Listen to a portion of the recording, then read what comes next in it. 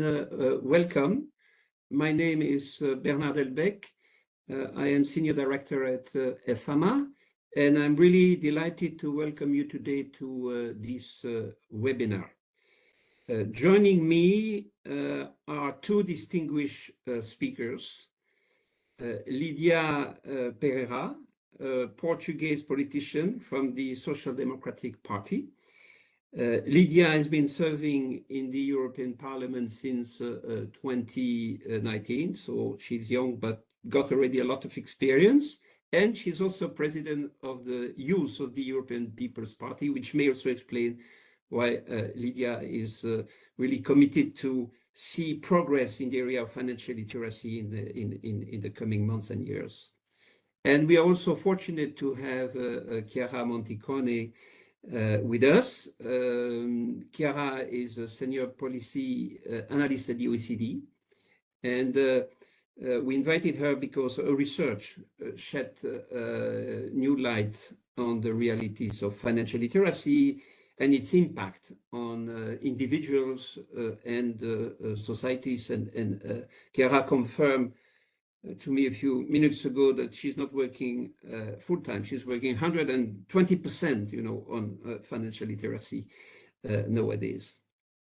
Now, if I may, before we begin the discussion, I'd like to share just one slide, and it's going, I promise, going to be the only one you will see during this session, precisely just to highlight why financial literacy matters in our view, and also give you an indication of the structure of the conversation we are going to have today.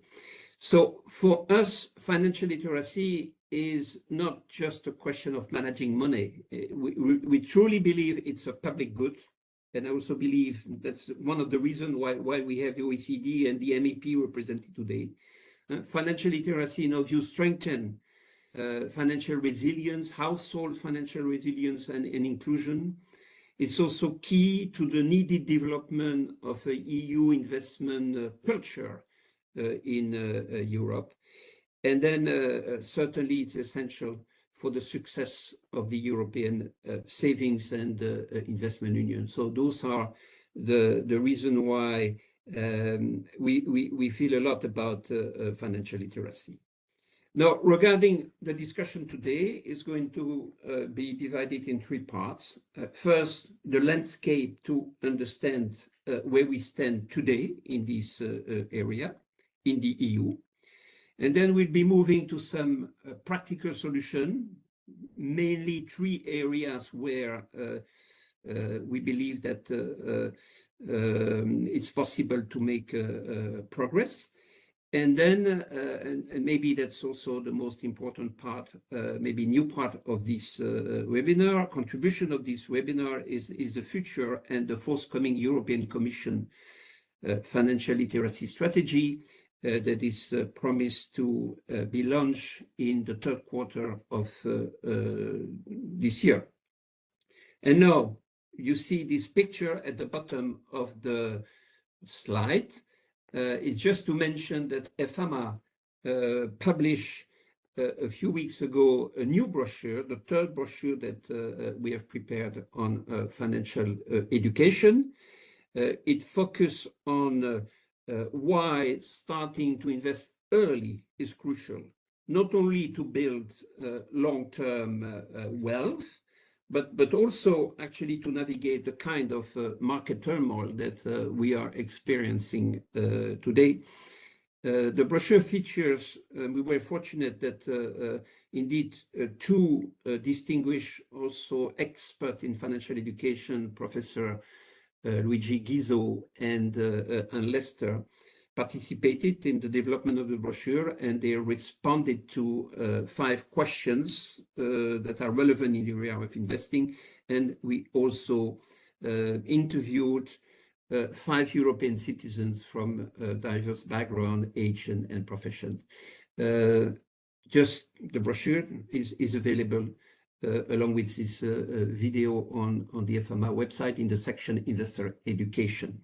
So let's get started by understanding where things stand across today in Europe, the EU, and maybe starting with you, Chiara, based on your research and all the information you have gathered and the OECD has gathered for many years in the area of financial literacy, how would you describe the current state of financial literacy in Europe?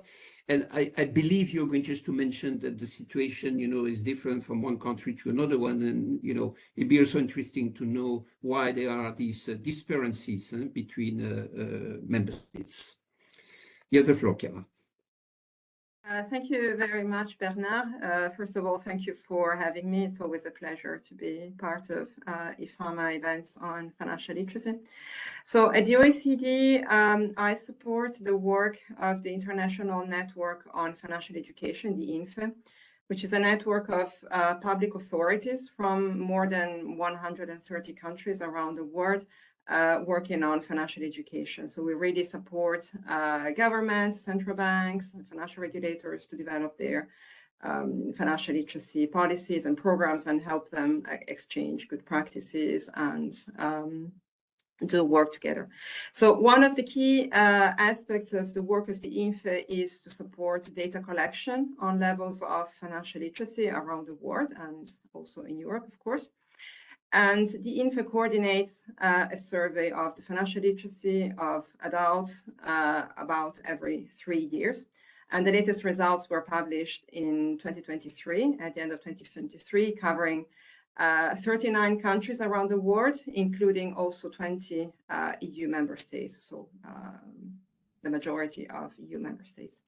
And now we are planning the next data collection that will take place this year or in 2026, and we really hope to be able to cover all EU member states.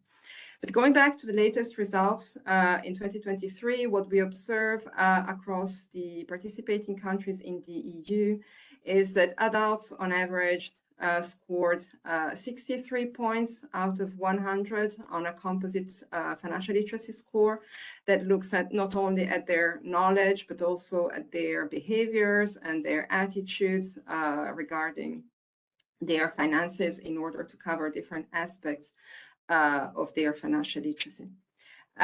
So this score of 63 out of 100, we could consider that this is not very high. The survey really focuses on very basic aspects of knowledge, behavior, and attitudes. So 63 on average is not great, but this is also in line with the average that we observe, for instance, across participating OECD countries. So this is quite in line with international averages. It's interesting to consider, so within this survey, we compute a minimum target financial literacy score, which is scoring at least 70 points out of 100, which we may consider to be a sort of a minimum target score. And in the EU, on average, adults, only 34% of EU adults reach this level. So this is quite low when we look at it in this way.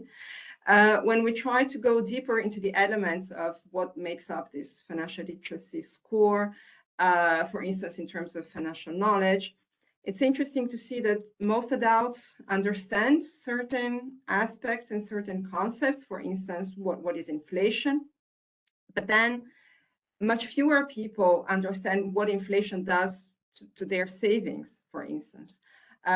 Something else that is interesting, most people understand the relationship between risk and reward, but then really very few people, less than half of adults, are able to answer correctly a question about compound interest, which is a concept that is really at the basis, is really crucial for any type of behavior regarding savings and investments. And in terms of financial behaviors, for instance, we see that only about a quarter of adults compare financial products across different providers when they have to buy financial products. And also very few seek advice from independent sources when they are purchasing financial products and services. So we really see that there are some aspects of financial literacy that are a little bit more problematic. So, but I also wanted to say something about the the differences, the disparities that we observe across countries, across EU member states, and within countries, as you asked me. So there is, of course, quite sizable variation, I would say, across member states. So when we look at the difference in score points between the highest and the lowest performing countries in the EU, this is around 20 points out of 100. This is quite large, and I will give you some examples to put this in context. So for instance, the highest performing countries that we saw in the latest edition were countries like Germany, Ireland, Luxembourg, while the countries that were doing relatively less well included Italy, Romania, and Cyprus. And of course, as you can imagine, there is a lot of variation also within countries, and we cannot ignore that like the average really hides also large variations within each of the member states themselves. And this variation in terms of socioeconomic, sociodemographic variables is mostly associated with income levels and educational attainments. And I would say to a much lesser extent with demographic variables like age or gender. So just to give an example, on average, high income adults tend to score, again, on average across the EU, 8 points higher than low income individuals. So there is a difference, and this is actually the biggest difference in terms of sociodemographic variables, but it's not so big in absolute terms. And again, to tell you how large are differences actually across member states, we see that low-income adults in high-performing countries like Germany, for instance, still score higher than high-income adults in low-performing countries like Italy, for instance. So this gives you a sense of the type of range of skills that are observed in a group of countries that in general are relatively homogeneous in many respects. So you were also asking me, and it's of course a very interesting question, why these differences. So we haven't done research on this specifically, but this is of course a topic that has been explored in the literature, in the academic literature. So in general, what is found is that differences across countries in terms of financial literacy are of course associated with a variety of factors, as one can imagine, that go from levels of economic development, GDP, but also financial markets developments, levels of educational attainment in general.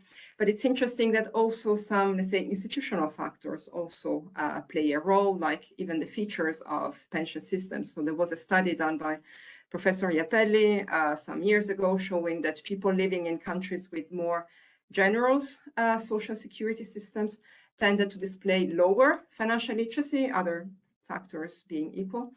And this was presumably because people that have very strong, very large public pension systems, traditionally over the years, over, let's say, the course of their lives and over generations, they had less of a need, basically, to develop skills, to learn how to manage their savings. And retirement savings are, of course, a very large proportion over a person's lifetime of their financial wealth. As opposed to countries where it's more normal for people to have a say in how their pensions are managed or shaped, and where they have to make some sort of decisions along their life cycle. So, of course, as we know, things are changing and individuals have more and more responsibility, not only in their deciding how to manage their retirement savings, but in financial decisions more broadly.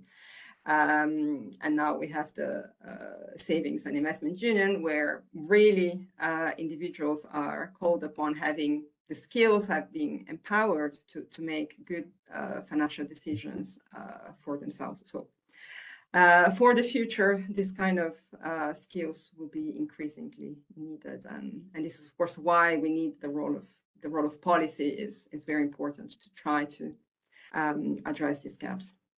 Thank you. Okay, thank you very much, Chiara. It was rich, but Lydia, you have heard that maybe the 66%, you know, kind of score, as you said, Chiara, was not so bad, but at the same time, only 34%, if I understood well, of these European reach the minimum target. So, Lydia, why do you think that member states are so slow, in getting to this problem? And do you nevertheless sense a shift with member state politicians like you, your colleagues in Portugal, recognizing the benefit of financial literacy? Well, good afternoon, and let me thank you and for the invitation, and let me commend you for the initiative, and also to say hi to my colleague panelist, Chiara. It's a privilege to share this forum on such an important matter. But answering your question, I think there are historical reasons for the state of art where we are, because financial literacy has been very often viewed as a private responsibility for families, for individuals to learn on their own. And unfortunately, this mindset has left very significant segments of the societies, individuals, vulnerable to financial shocks, poor decision making, and exclusion from investment opportunities. And I think worst, they have been exposed particularly to the households with less income, and obviously contributing for lesser contributing for greater inequality. So in my view, we can understand the approach. I mean, the state was not built to take care of our life in the sense of day-to-day decisions, especially when it comes to personal finances. But on the other hand, we have to recognize when we identify trends in our economies and societies, especially those which can harm our collective future, I think here then the state has an obligation to act. So I'm not referring to radical positions or standing for public intervention on our public finances. What I am saying is that we should develop preventive and prospective policies linked to education, lifelong learning, and tax policies regarding incentives, benefits, or rebates. So overall, this is the big picture that I think we should address. At the same time, I think change is on the way. If we look in detail to the OECD surveys, they consistently find across dozens of countries the average financial literacy, as you rightly mentioned, is just half of adults understood basic concepts like interest compounding. And so if we look at the numbers in Portugal, for example, I think it reveals an urgency. The numbers I'm going to say, they come from a report from the central government, the central bank, back in 2020, and it showed that over 60% of adults could not answer basic financial questions correctly. And in 2023, according to a European Commission survey, only 16% of respondents can answer 4 or 5 questions in a total of 5, while 28% don't know any answer or just one. So young people, despite being digitally savvy, they also struggle with core financial skills. But as I said, as I wanted to introduce, I think we are starting to see a momentum. We see that there's more and more governments linking financial literacy with economic resilience, pension security, financial stability, and digital inclusion. And I think the Commission upcoming financial literacy strategy is a strong signal that at the EU level for this matter. And I think in a way we can also say that we are seeing some grassroots efforts. Back in 2011, Portugal launched a national plan for financial education. This was a pioneer initiative which continues to evolve with new tools for schools and adults. And the launch of a portal named Everyone Counts, in Portuguese it is Todos Contam, proves that Portuguese national authorities are increasingly concerned about our situation, and most importantly, that are doing something about it. So I just hope that, you know, in the context of the electoral campaign at the moment in Portugal, that it can be a topical issue, because in the past there was a lot of resistance from some political parties to, you know, even promote financial literacy at schools. So I think what we need now is, you know, sustained political will and the recognition that financial education is not a luxury, it is a social equalizer and an economic multiplier. And as I said, I think there is a momentum for that, and we just should address it and deliver on it. Thank you very much. And again, it's a great you know, overview with strong insight. I'm also kind of pleased also just to hear the importance that you give to financial inclusion, right? I mean, one way or the other, both of you mentioned this is a tool also to improve financial inclusion. And if there is financial inclusion, I mean, then we have got a segment of the population that really don't get the right level of financial literacy. Now, maybe just moving then to the solution, and we're going to see, my idea was just to explore 3 different type of potential solution. You mentioned schools, so there is schools. I'd like also to have your views on the role of the financial sector, and depending if time permits, digitalization, the opportunities and the challenges that this would bring. Starting maybe with school, financial education in school. Chiara, we know it's quite important to start early, right? To teach early financial education. And still it remains a challenge, you know, to ensure that this aspect of education is consistently included across the education system. And Lídia mentioned also some kind of political resistance. So why is it so difficult to get it in school, primary, or, you know, and move quickly and surely, you know, in the right direction? Thank you, Bernard. I think it's a very good point to start from schools, because this is indeed a very crucial point to advance financial literacy among young people, and especially among young people, because this is the age when financial habits are formed. So it's important to learn really early on.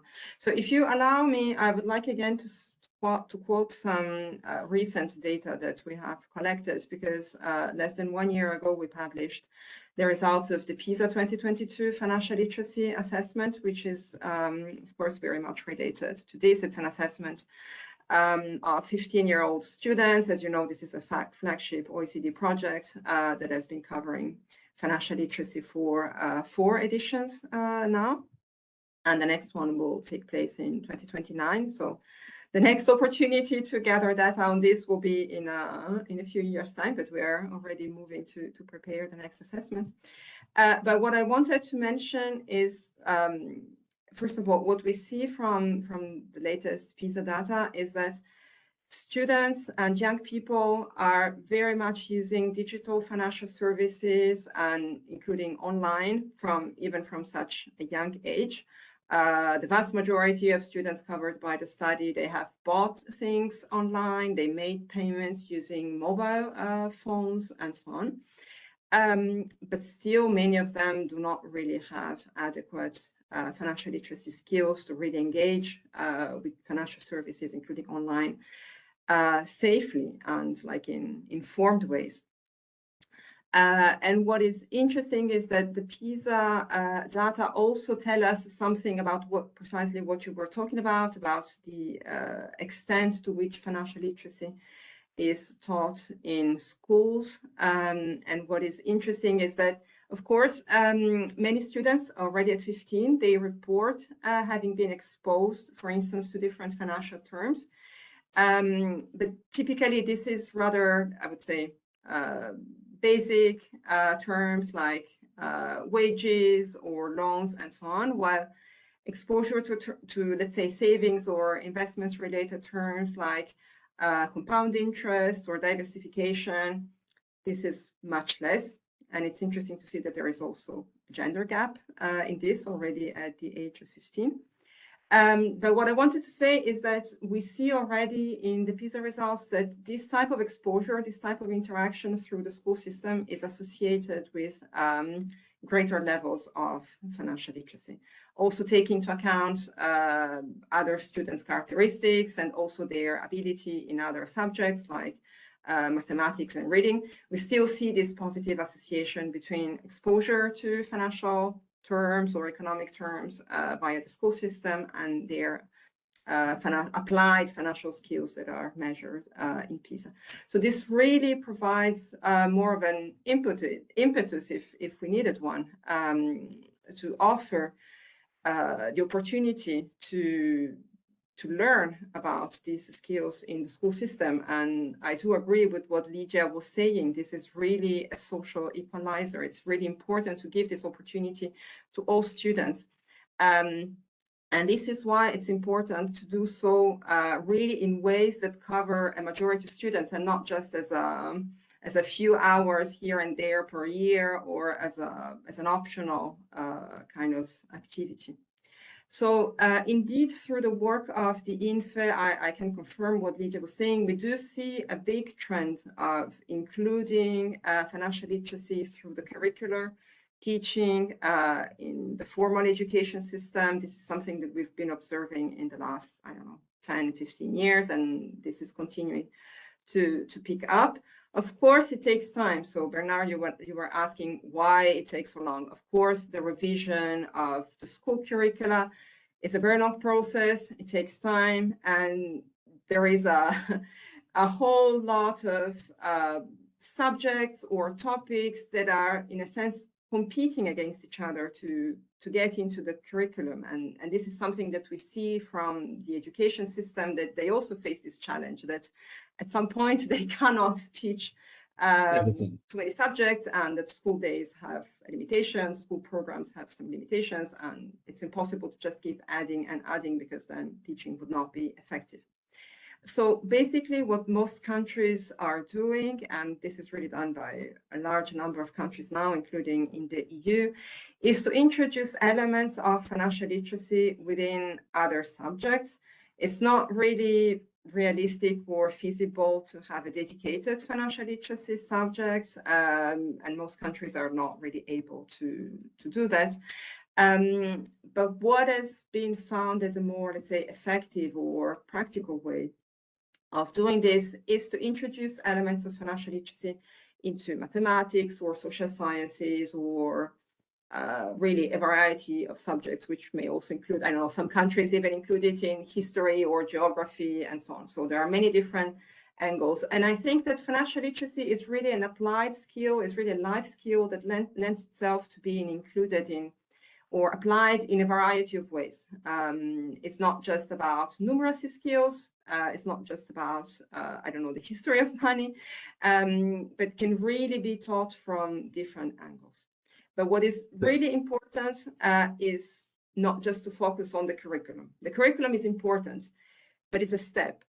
So I would say that many countries, they are trying to get to this step, but I would say it's also important to go beyond, because what is in the curriculum then needs to be taught, and it has to be taught in effective ways, which means the teachers have to be trained. They need to feel confident in teaching this subject themselves. I mean, as we have just discussed, many adults do not have the skills to do this, to make these decisions for themselves. So we can imagine that this is also the case for teachers. So they need to be equipped and be confident to teach this effectively. They need to have the teaching materials, the books, the supports, all that is needed to do this in a proper way. And then the skills also have to be assessed like any other subject taught in schools. If something is not assessed, as we all know, this does not get taken as seriously as other subjects that are being assessed in school. So it's part of a process, I would say. There is a clear trend, and many countries are getting there. But there are a number of steps to be done before we can really be confident that students are really being exposed to these kind of skills. Thank you, Chiara. I mean, certainly we get from what you just said that it takes a lot of time. The European Commission, the European Parliament would like just to make a lot of progress quickly in the area of the savings and investment union. And I think that if it's about, increasing the retail participation in capital markets and get the opportunities there that are offered by capital market, that would be more adults, right? I mean, people that are earning their working. So there is not only school, and there is also something that needs to be done, I guess, to help people's working. So Lydia, and I would assume also politically, this is just quite an important question. How can we better engage individuals in their 30s, 40s, 50s, possibly in financial education when they left school many years, decade or two before? Yeah, indeed, engaging adults is probably one of the toughest challenges that we have, because differently from school-based education, there is no structured environment for life learning in this field. So, and yet is the age group that is most affected by dealing with mortgages, pensions, children's education, and potentially even elderly care, which are all financially intensive decisions. So there is a reason behind the high level of listeners of podcasts concerning personal finances. At any age, there are important doubts about the functioning of tax administrations, about taxes, solely pensions, savings, or any other ways to invest. And the replies, in many cases, they vary according to the moment of life that we are living in. So I think eventually something to consider could be these arranging or organizing teachable moments. For example, offering financial education during life transitions, like starting a job, buying a house, having a child, preparing for retirement, and makes the information immediately relevant. And it's a bit more than a feeling. So I do believe that there are people far more receptive to learning when they are facing concrete financial decisions. I think the involvement of organizations in general, like workplace programs, can be powerful. In 2021, the European Investment Bank reported that employed-based financial wellness programs improved saving rates and reduced stress. And yet only 12% of European employers offer them at least at the time in 2021. The initiatives, the one I mentioned in Portugal, Everyone Counts, it focuses on young adults, but we need to expand these models, and we should also harness digital platforms. So fintech apps, podcasts, YouTube channels have made financial learning more accessible, but the content must be curated, inclusive, multilingual, and ensure that it reaches diverse communities. And I think we also face an important and relevant issue, which is fraud. And the rise of these influencers is both a symptom of the need for more financial literacy and an opportunity for fraudsters to pursue their criminal agendas. Finally, there's one other element, which is to recognize the role of trust.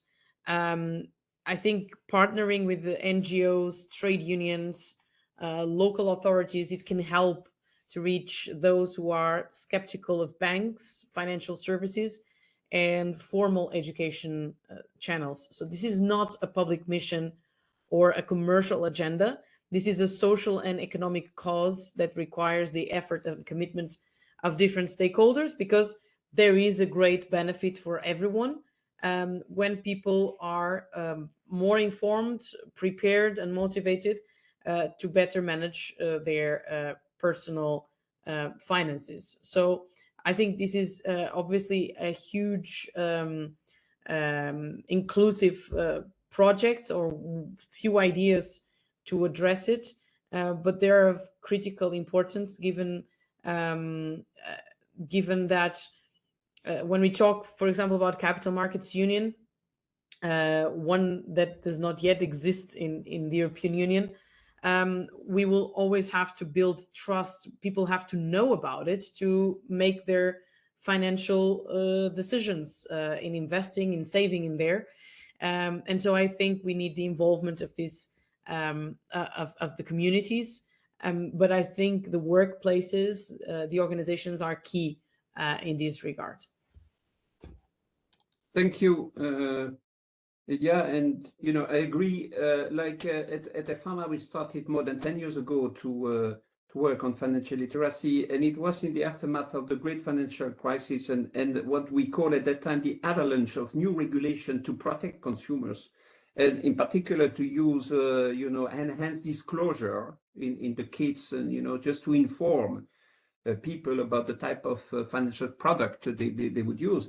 But if at the time and still today the level of financial literacy is low, how can we expect that this disclosure will be understood and used by adults? So more efforts there needs to be done. You have mentioned a few of them. It looks also that there is a demand for, but the supply needs to come. And therefore, I come now just to, let's say, another avenue of possible solution, the role of the financial sector. Lydia, do you believe financial sector, financial institution, banks, asset manager, insurers have a role to play, should play a role? What kind of role they should play, possibly with the public authorities to promote financial education? That's, I think, important for us and for the members, colleagues from the industry who are following us. I mean, what kind of advice are you giving them? I think it's a very good question, and you all know why. It's because the financial institutions are sitting on a gold mine of opportunities when it comes to promoting financial literacy. First, they are often the first point of contact for people making key financial decisions. Either it can be opening a bank account, even if people today can do it online, asking for a loan, setting up a retirement plan, asking for a myriad of opportunities. And if banks and insurers took just a few extra minutes to offer, very simple, unbiased guidance at this moment, I think it could make a huge difference. I know that some of them do it on a sort of a voluntary basis. And we have to recognize the public interest that is pursued by many workers that are the front line of these institutions, namely in rural and or peripheral areas. But we also have to be transparent. And the primary mission of any company is to make profits, distribute those profits to the shareholders. And in this case, it is a very competitive market. So we have to be careful with the role that we feel we need to ask from the private sector. Beyond that, I think there is a growing realization in the sector that a more financially literate customer is also a better customer, more confident, more loyal, more engaged. And according to the OECD, financial institutions that invest in education see reduced default rates, better product uptake, and higher levels of trust, as I think Chiara can also refer to it. And we have seen already some good examples in Europe.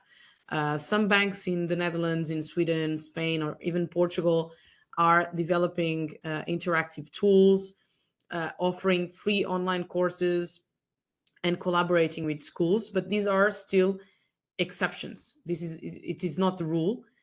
And what we need is more structured collaboration between the public and private actors. For example, national education plans should invite, banks to contribute with content, but under public oversight to keep it neutral and avoid product pushing, marketing. And maybe in a later stage, we can count on different stakeholders in the financial sector. I think this is what we are discussing here. It is basically creating a culture where financial well-being is seen not as a competitive edge, but as shared responsibility. And let me finish by saying this.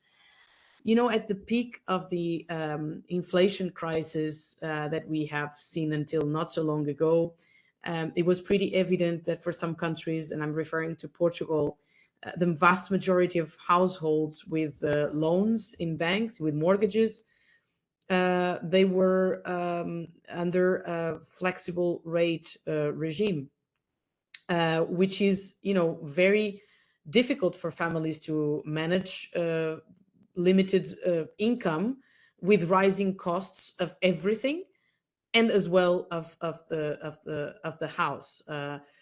And I honestly think if people were more informed about financial literacy when they had to make the decision whether to take a variable rate or a fixed rate, the outcome would have been different. So that's why I'm saying that it's very important to combine both public and private actors, because obviously there is the individual interest of the organizations to market their products. But I think this is very relevant, and situations of despair, as we know many have occurred in Portugal, in Denmark, and others, could have been dealt. And so I think financial literacy would have made a difference back in those days. Thank you, Lydia.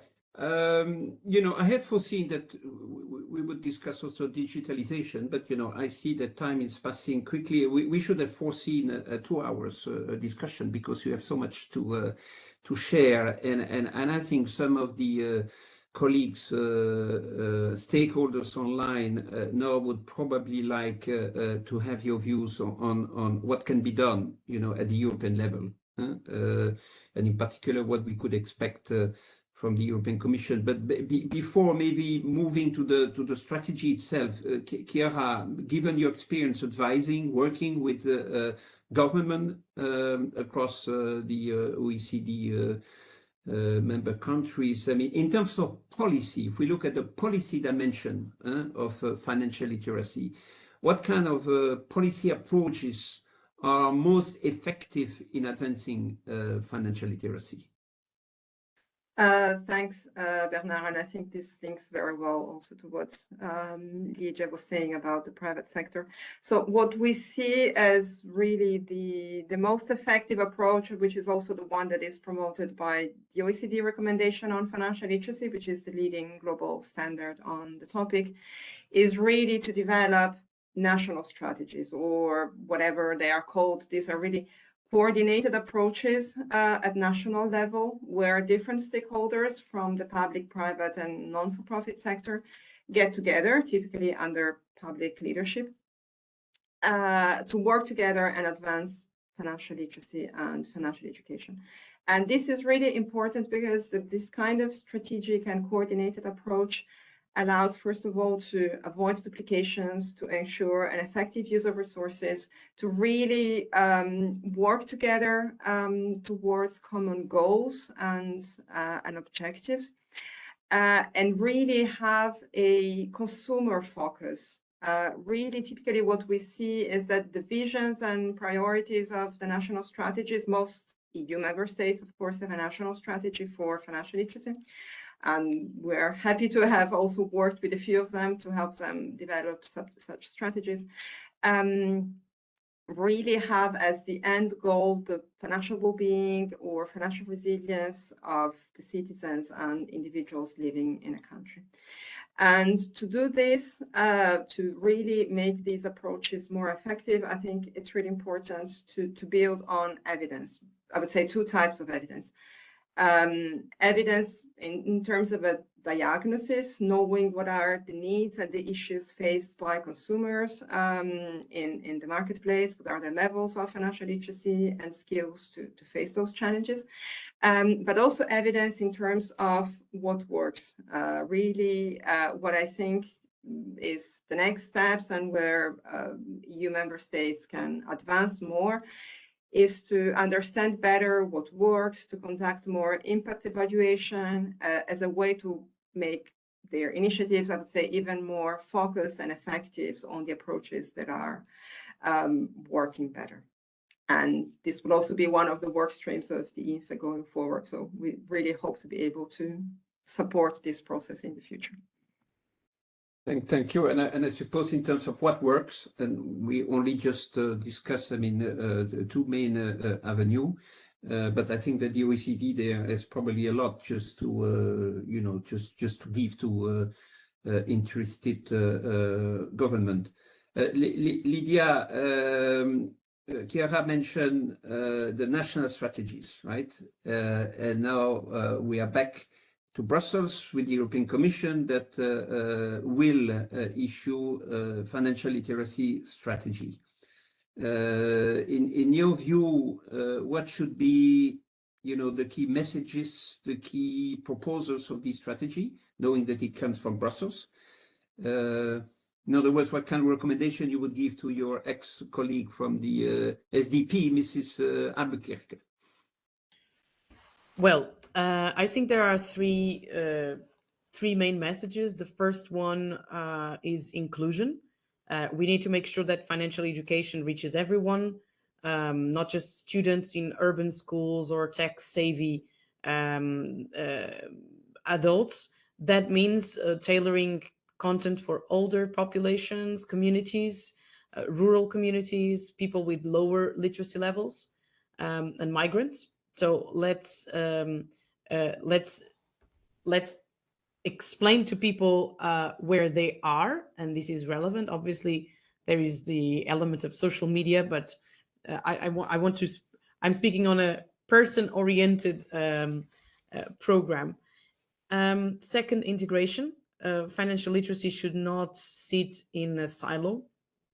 I think we should embed financial literacy in education policy, employment policy, digital strategy, and even green transition plans. When we are talking about the green transition, it comes with a whole package of financial decisions as well. So it is somehow integrated. And if people don't understand sustainable finance, for example, they won't participate in that. So we want to deliver on climate goals, on adjusting to climate change effects, but we need people to participate in this. So we need an integrated, comprehensive approach. And the third key message, I think, it is accountability. We need clear targets, transparent funding, real tracking. I believe the Commission, in their capacity, could set benchmarks, but also obviously giving the member states, as you rightly pointed, this is primarily a national competence, and so giving member states flexibility to adapt based on their national contexts. In Portugal, we have learned that success comes from collaboration, from schools to regulators, industry, and we still have a long way to go. So yes, the strategy can work, but only if the approach is whole of a society mission and not just another Brussels initiative. And for that, I think I can compare a little bit to what I was saying earlier. The initiatives we have to undertake for the climate transition, for energy transition, we have to do it with everyone in the society. And here comes again financial literacy with the same reasoning. We need the different stakeholders of the different societies to be on board. We need the companies very much involved. because it's the only way that we can achieve greater results for any public policy. And here it is not different. Okay, yes, those are keywords, inclusion, integration, accountability, I think that still in my mind, kind of still wonder, what the Commission will propose, right? I mean, that's there's a bit of advice, recommendation to member states, possibly. Then you mentioned the benchmarks, the KPI, maybe some kind of budget that could support national initiatives. So we'll have to see. But Chiara, if you would have to give 1 or 2 or 3 recommendations to the European Commission, having heard also what Lídia said, and based on your experience, what would you say to help us and to help Brussels? Thank you. Yes, for sure, I can build upon what Lídia was saying, and I think the Commission probably already knows what I mean, is already probably having in mind what I may say. I may not be saying something particularly new, but if I had to really stress one element for the future, I think it's really important to work together, both in terms of EU institutions. There is a lot of expertise across EU institutions in terms of financial literacy. And then, of course, with member states. As we were discussing, a lot has been going on in member states in terms of financial literacy policy and initiatives in the last 10, 20 years. And I would say that most member states have a very solid base and are already doing very solid work on the ground. So I think initiatives at EU level really have an opportunity to leverage on that, to build upon that, to really, as I was saying before, to promote what works and to give the resources and to help member states developing further what they are already doing. This can be in terms of evidence, evaluation, impact, to really try to move the needle and have an impact on consumers' lives at the end of the day. But I assume I'm not saying something particularly new, but I think this is really what could be important at this stage. Thanks. Yeah, thank you, Chiara. Lídia, you also mentioned earlier that what would be interesting is to have financial education in different part of the school system. I think, and then maybe Chiara, you mentioned that yourself also. So I wonder to what extent the European Commission could also propose in the context of the new regulation, right? If you think about like the risks that is now being discussed in trialogue, through this regulation, is the way also at least to encourage member states to highlight, the importance of financial literacy, so that the objectives of those regulations will be better met, if indeed we make progress in the area of financial literacy. So is this one route? Now, at the same time, we realize, and I think you would agree that there are challenges to follow a top-down approach, and especially in the area of education, with Brussels deciding what's best for member states. So maybe this idea of enriching regulation is not the best approach. So Lídia, what would make, in your view, the Commission strategy, truly impactful? And if you take your Portuguese hat, what do you expect from the Commission just to help Portugal and Portuguese citizens increasing their level of financial literacy? Well, it is in the interest of each and every national government to have their people, their voters, well informed about everything. and as well about financial literacy. What you're mentioning about top-down approach, it is an important topic. And honestly, in the European Parliament, we talk a lot about that, how to avoid the trap of one size fits all. And I think what is really key to making this strategy impactful is the ownership at the national level. I think that means engaging with education ministries, local authorities, and even community organizations, given that giving these organizations, these platforms, not just a say in implementation, but in the design phase of that as well. I think we should also push for something that we don't talk about enough, which is peer learning and benchmarking. We could create a space where countries can share what's working and what's not working. Estonia might be an excelling in digital finance education, while Austria might have great pension literacy tools. Why reinvent the wheel when we can adapt and adopt, which is obviously more straightforward. And finally, I think we have to make sure that the strategy speaks the language of the people. Not bureaucratic jargon.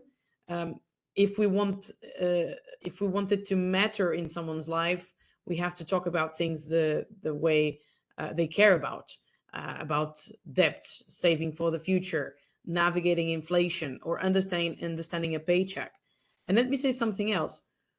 The European Union, or Europe as a continent, is going through a demographic challenge, which will put in question the sustainability of the European social model, to which eventually having alternative ways of funding our economies, like having a capital markets union, people have to understand that.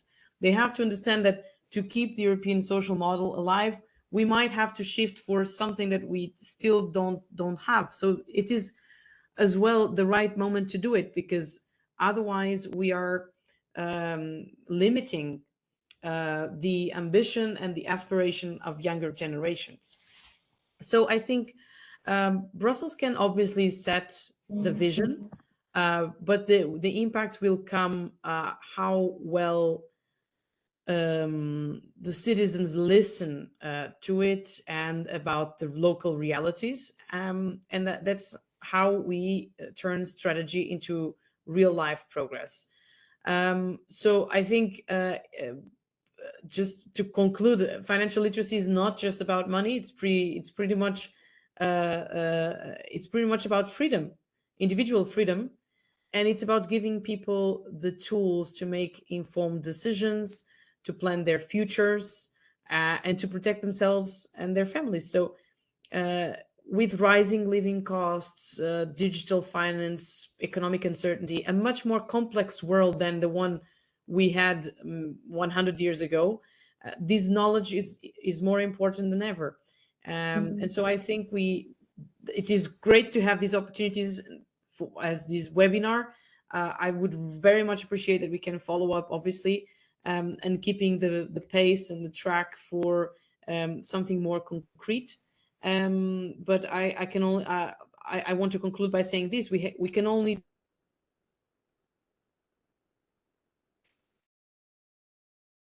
We are losing Lydia. I suppose Lydia, we lost you. Lydia, did you hear me? Chiara, do you hear me? Yes. Yeah.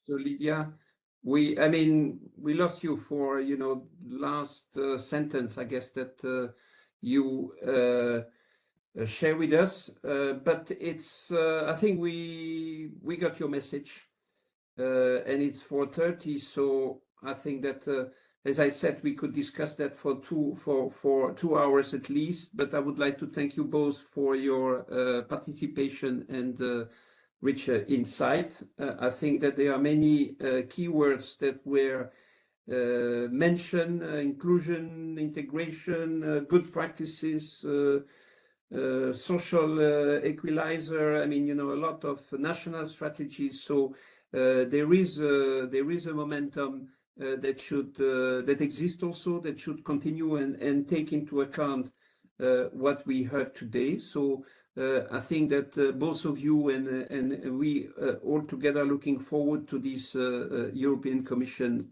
strategy. And Lydia, I hope and I'm confident that the European Parliament and with you, with your leadership and engagement, will also play a key role in moving this agenda forward before or after, together with the European Commission. I think that it's a teamwork, and if the OECD could also be involved with helping the EU, I think that that would be great.